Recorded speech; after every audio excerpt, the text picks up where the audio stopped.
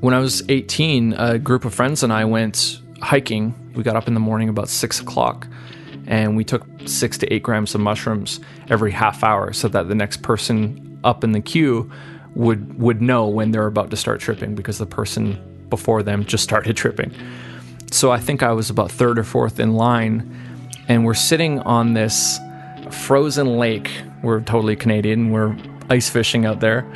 And we're sitting on this frozen lake, and we've all taken the mushrooms, and we start hearing this cracking sound because the ice around us is shifting and moving under our weight. And right as the trip started to kick in for me, I noticed this crack kind of moving across the ice, and it was sort of like a holy crap moment.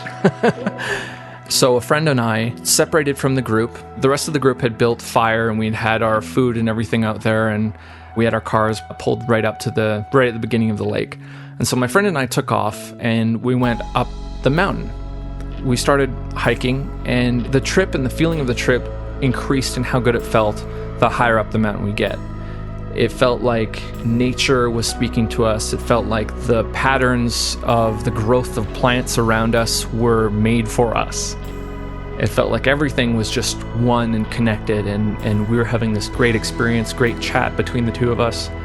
And we got to the very top, and we remembered all of a sudden, oh, we have water.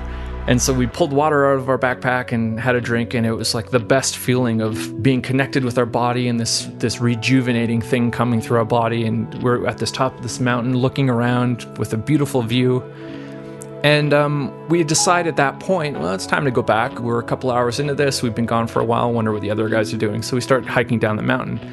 And as we're hiking down, we start getting colder. We're getting hungrier. We're getting a little worried about what's happening, whether our friends are still there, because from the view of the mountain, we can't even see anyone. So we're hiking down, and the feeling of it gets worse and worse and worse as we're hiking down, and it sort of descends into this hell of physical feeling, but not yet any sort of self-created mental feeling like self-loathing or anything like that. We're just feeling that gross, purple, slimy, poisoned mushroom feeling that is typical to using mushrooms. So we're getting down the hill, down, down, down.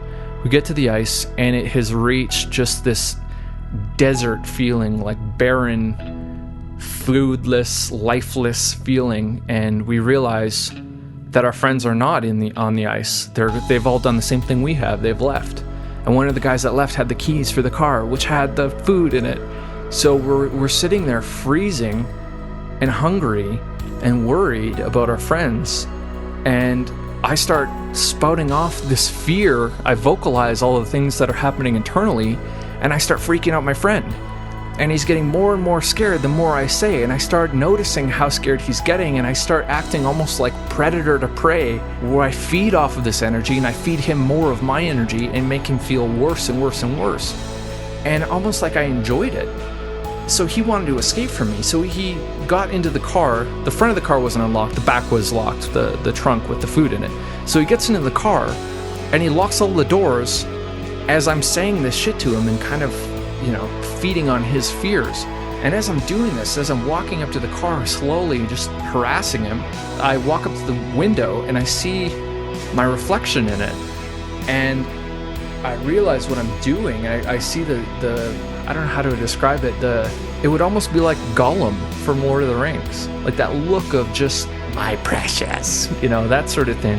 And I recognized what was happening. I recognized myself as the villain in that moment, and that was sort of the peak of the effects of the mushroom. And looking in this window, I actually had flashbacks to my past and all of the times I was mean to people and times I enjoyed being mean to people. And it really woke me up, that exact moment. It really made me realize what I was doing and the effect I was having on people.